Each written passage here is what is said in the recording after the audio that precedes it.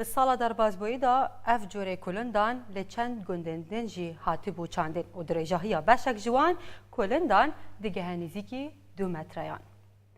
Pêşmergeyek bi navê Erselan Feqyanî li Hewlêra Başûrê Kurdistanê vîdyoyek bi rûdawet teşandiye ku her du destên wî hatine girêdan û di navçemekî da li eniya xazir melevaniyê dike. Ew dibêje ev perwerdeyeke da ku destgirêdayî jî xwe ji destê dijmin ڕێزگار بکەن. من ئەرسەلان فەقیانی لەگەڵ فازل نیعمەت ئێمە پێشمەرگەیندا بە تایلۆنی سەی هێزریەکی سەربەخۆی زێرەڤانی فەرمووت پرسیارێک هەبێ. کاکە ئەرسەلان تۆ دەتوانی بەدەست بەسراوەیە بەڵێ بچێ ناو ڕووبار؟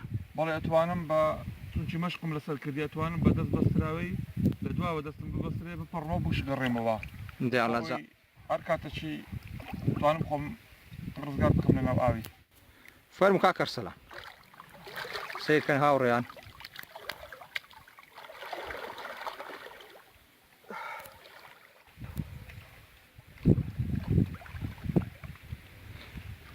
الله حافظ کاکە ئەرسەلان.